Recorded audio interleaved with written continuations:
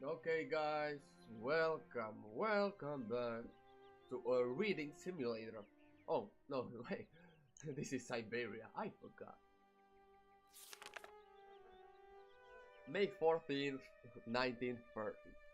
Yesterday, something terrible happened. I do not know who to turn to, who to talk to, so I have decided to write it down. You, dear diary, are now my Well, this is a lovely start of the reading session, isn't it? You, dear diary, are now my confidant and sole guardian of my secret thought.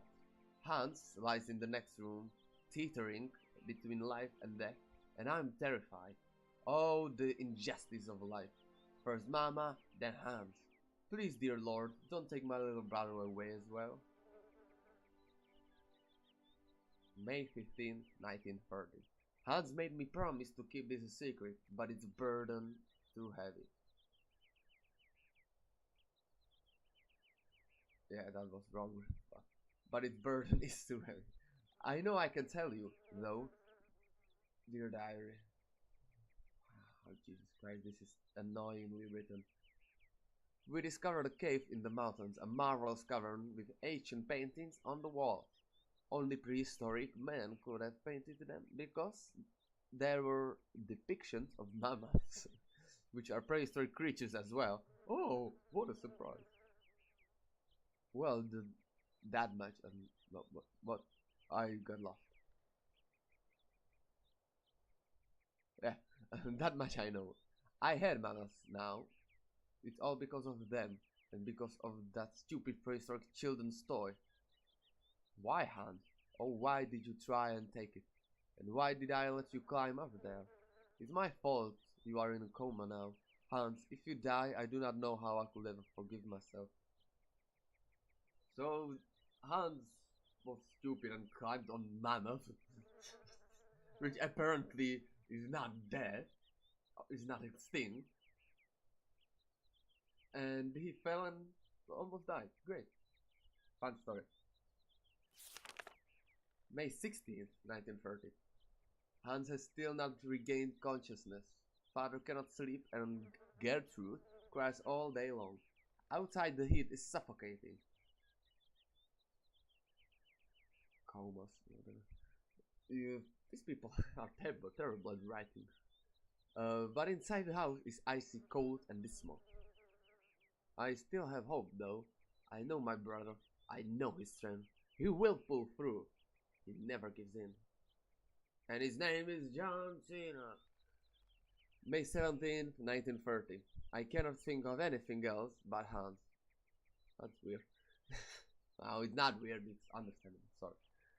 In all my waking and sleeping dreams, I see his fall over and over. I see his head hitting the rock. Oh, okay. And his oh so pale face softening. I have taken refuge in the attic. It is the only place where I find my peace, where I've wrapped up in all my memories. May 18th, 1930.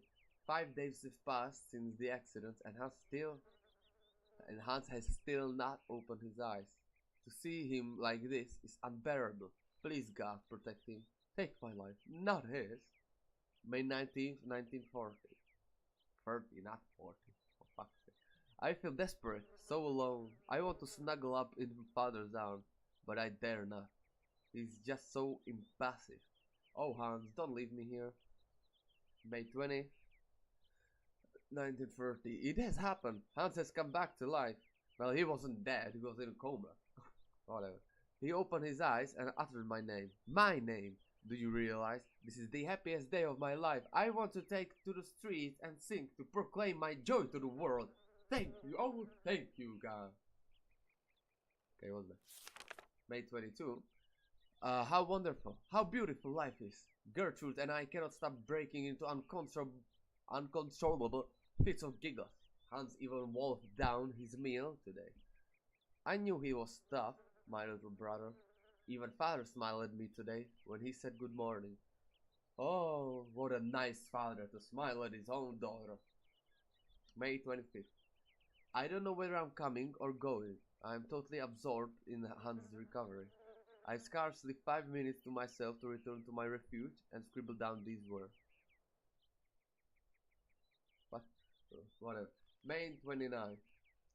It is very curious whether Hans is hungry, thirsty, or if he wants something. He cannot stop saying my name. He can't bear it when I leave him, even for an instant. Gertrude thinks that I should move my bed into his room to help him sleep better. I hope that father will agree. June 2nd, 1930. Today was the first day that Hans has left the house. We went for a short walk in the garden, but Hans is still very weak. The doctor said we should be patient and shouldn't rush him. It is so hard though. I hope so much that life can return to how it once was.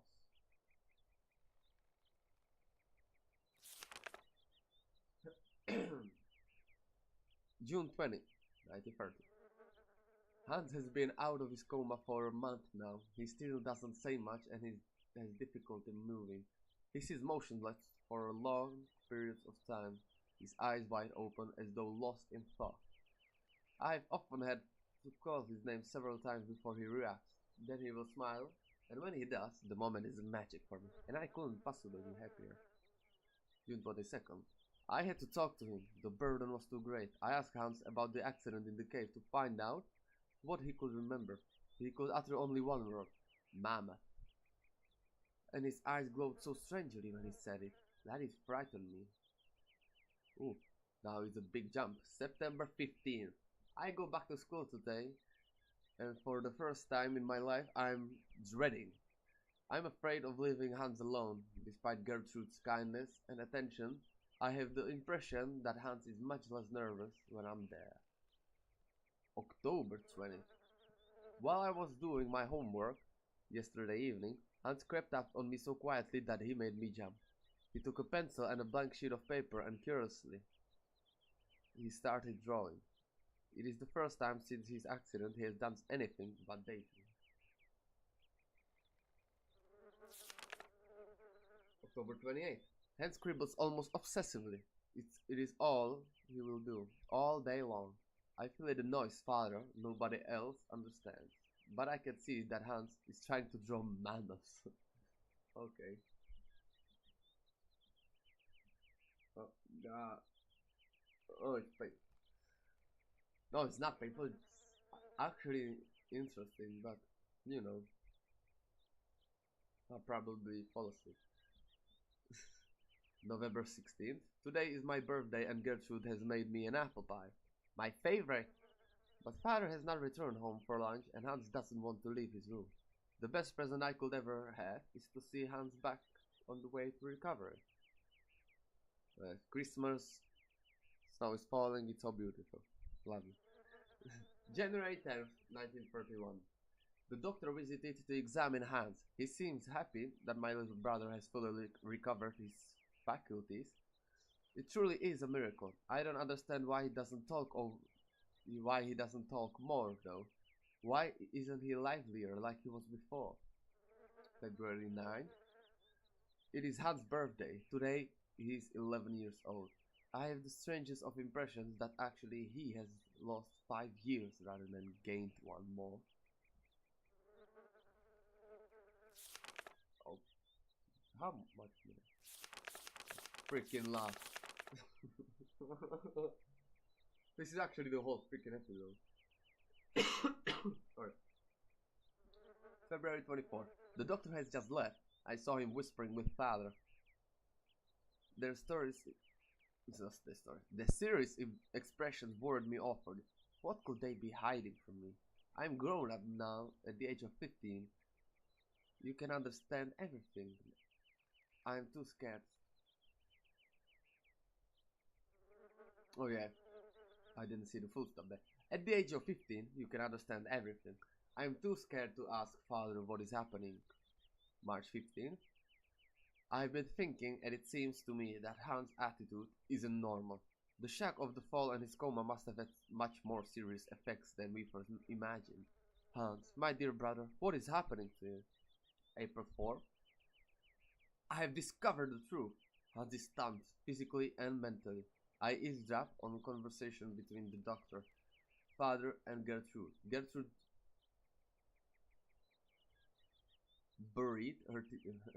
I didn't know you it's hurried or buried. Gertrude buried her tear-filled eyes in her apron, and father muttered the word retard under his breath. Wow. Wow. Father, what's wrong with you? You can't say such thing. Well, I guess in 1930s it was something different. How could he say such a thing? Yeah. April 13th. It is Easter and we're on school holidays. This means I can spend all day with Hans and protect him from Father's permanent dark moods. He cannot accept the fact that Hans, his only son, will stay in this state forever. And ever, and ever. April 14th. It is truly difficult to accept, but it is not Hans' fault. Mine maybe, but not Hans. I don't know how to make father understand. He seems full of hatred for him. It is dreadful. I feel so powerless. Did you murder the father? I think so. May 14th. 1 year. 1 year has gone by and it feels like an eternity. The situation shows no signs of improvement, neither in terms of Hans' mental health or father's attitude toward him. May 40th. Extraordinary! Father has decided to take Hans to Paris for a new test. He says that only in the French capital will he find truly competent doctors. We must make Hans ready for the great expedition. June 6th. No news for father and Hans, but I remain hopeful. I'm sure they will take good care of my little brother. July. July 15th. They have returned. Hans rushed into my arms and started crying. It took me a long time to calm him down and get him to sleep. Father is still as still as something as he was before he left. Jesus. Reading is painful. The French doctors have confirmed the diagnosis. Hans will remain physically and mentally impaired. I am stunned. August 28th. The summer is coming to a close. It has been less stifling than the last. The sun has put color in Hans' cheeks. When I look at him, I have difficulty imagining that he will not change. November 16th. Father still says nothing and increasingly shuts himself away in his office. What?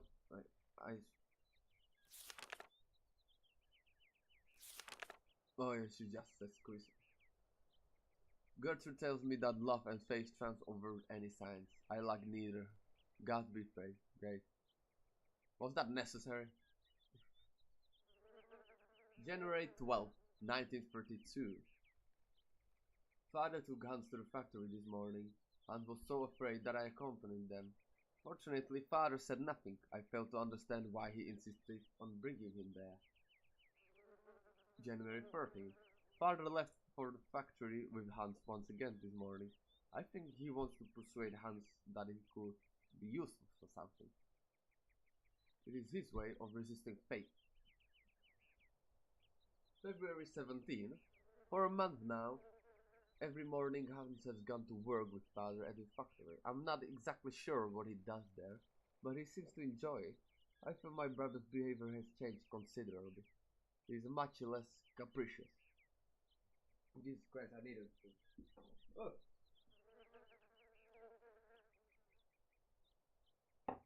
My God, 12 minutes of reading.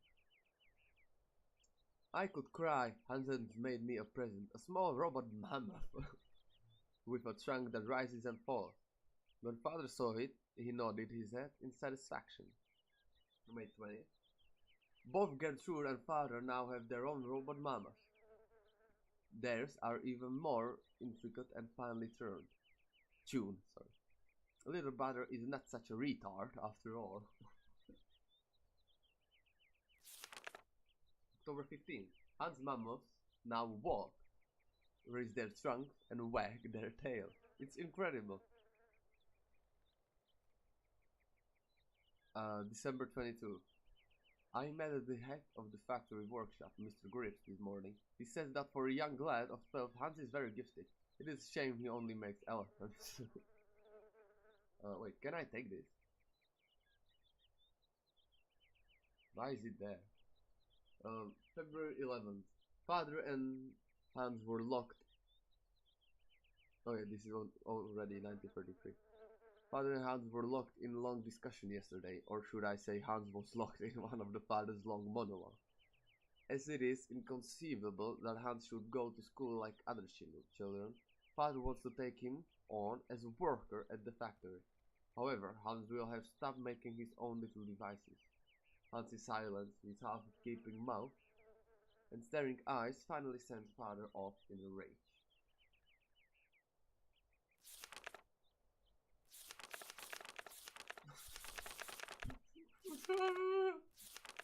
Oh my god, this is going to be half-hour episode of just reading. February 12th. I tried to broach the subject with Hans. I suggested he should obey a father. Learning a craft at the factory is his one chance to do something constructive with his life. He's so gifted and takes so much pleasure in making automatons. He did look like he was listening to me, but I know he'll think about what I say. February 20. It is not that Hans cannot speak. It is rather he doesn't want to speak. He uses the least possible words for communication, except with me, but he is still very economical with words.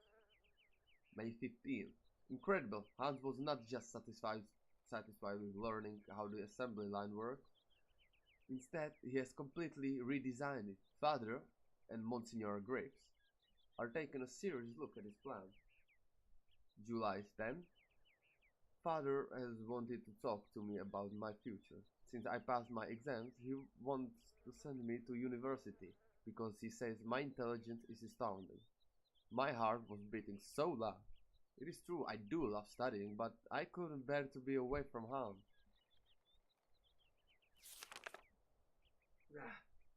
What a ghastly summer. I have been permanently torn between my desire to go to university and my refusal to leave my brother. I talked about it with Hans, but he said nothing. That same evening, I found my own little mum broken. No, don't ever piss a don't ever piss off a retard. Right? What? Don't judge me. I'm in the 1930s state of mind right now. October 9. Hans had another bit of hysterics at dinner again.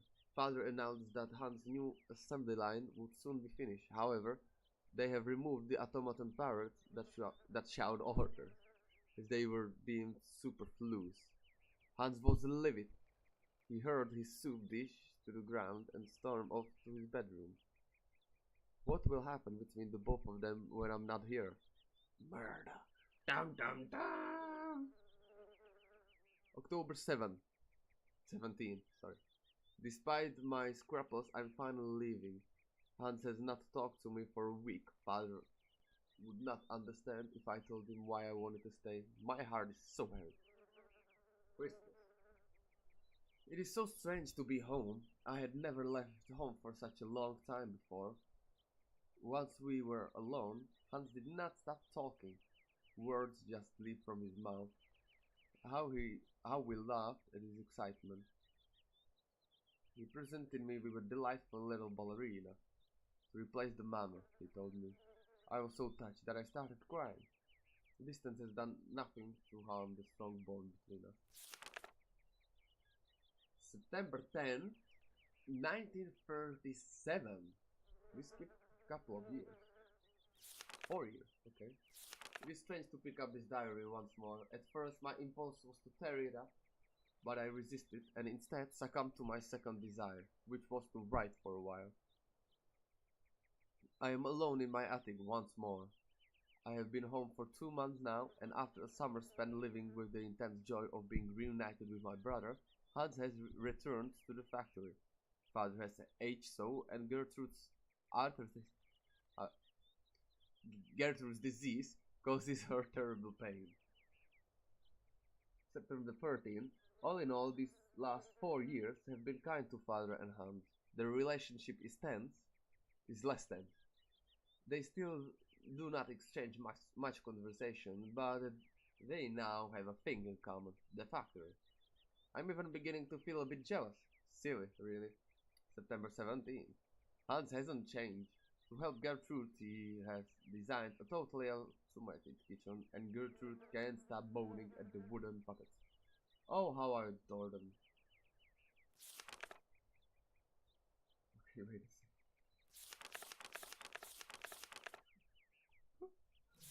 This is going to be my longest episode.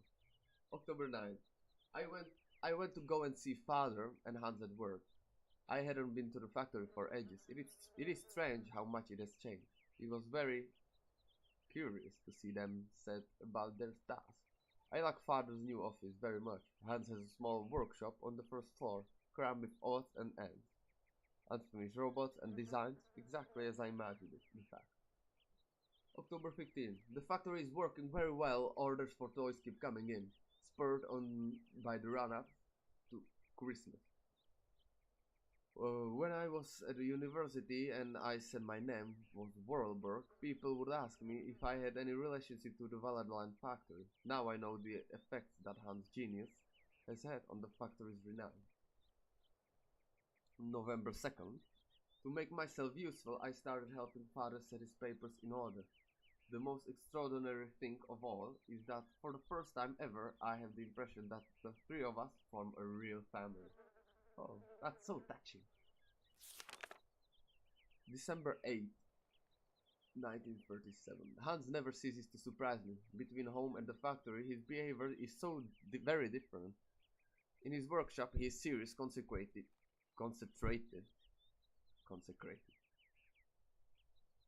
This is not a World of Warcraft. A proper young man who keeps his eye on everything. Okay, let's just stop. Take a little breather.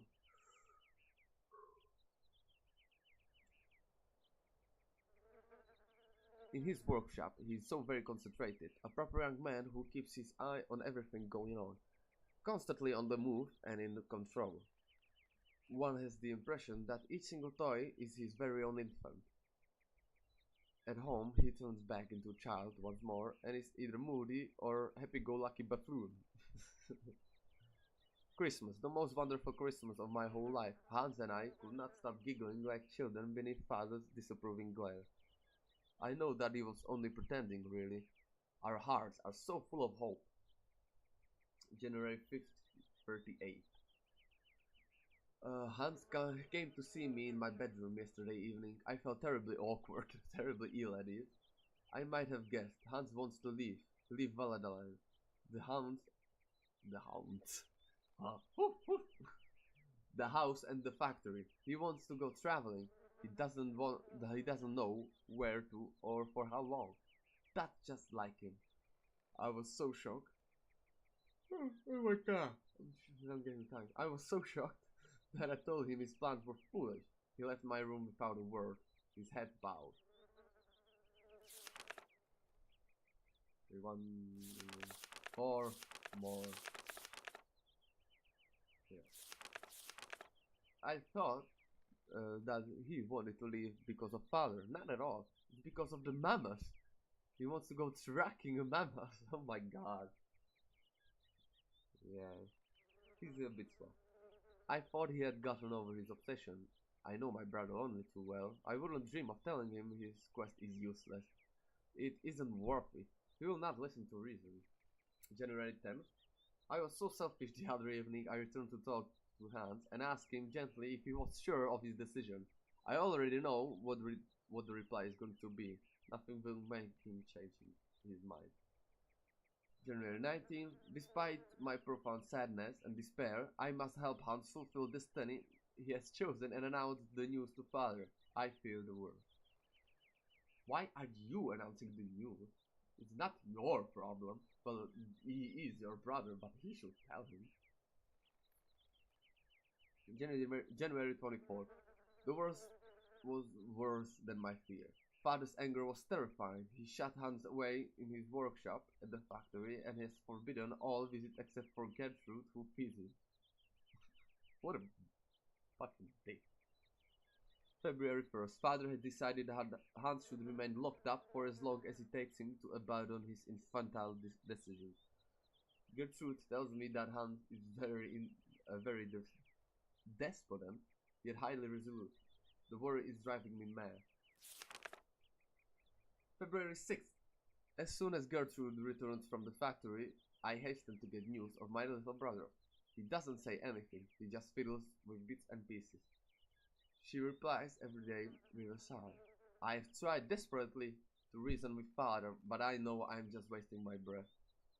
Hans is 18 years old today, and he's all on his own for his birthday.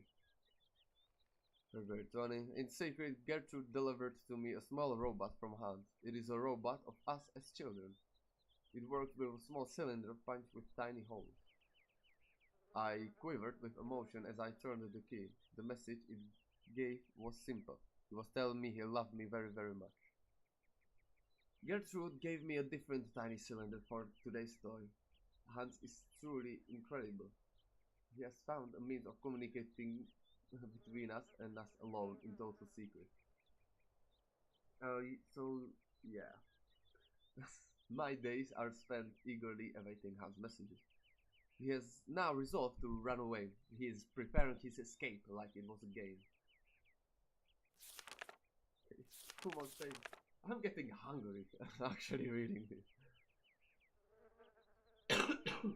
Sorry, dying. Gertrude has returned and she's beside. What? And she's beside herself. I don't understand that sentence, by the way. Hans has disappeared. Father has not even deigned to return to the workshop. What is that word?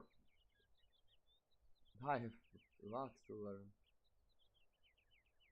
To return to the workshop, where he locked up his son, nor find out how he managed to escape. He just gave me a black look as if he knew we were up to something behind his back. It is the beginning to dawn on me that Hans has gone. I miss him so much. Lord, please protect my little brother and watch over him for me.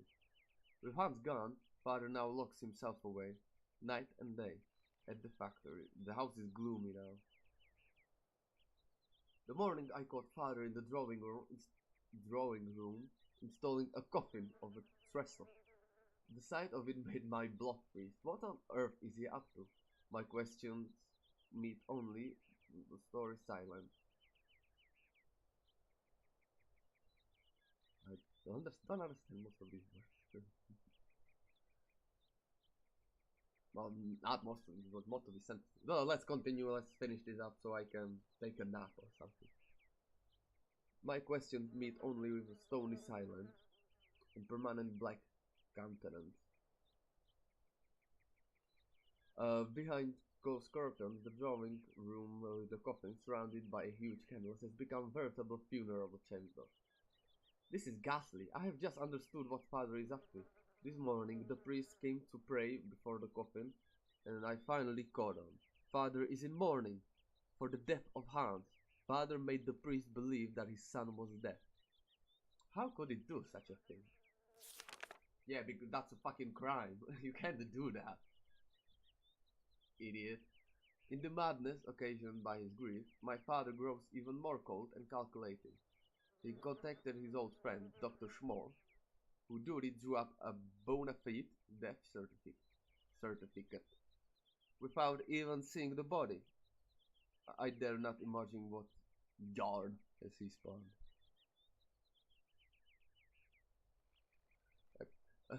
Hans' funeral will be officially held next Sunday. Father strictly forbade me to attend. This sordid masquerade makes me feel ill, but I cannot denounce the subterfuge, or else I will display my father's mental instability to the world. The shame would kill him, that much is certain. I have to get away, far, far away. No, I will not leave. I have fought long enough. My life is here, next to my father. He needs me too much now. The factory needs me because father is incapable of running it now. Besides, I can only find peace of mind among Hans's robots. And how shall I know when he has sent me new one? If I'm not at this home to receive them. No, I shall not leave. My destiny is to remain here and keep WAPCA. Full stop.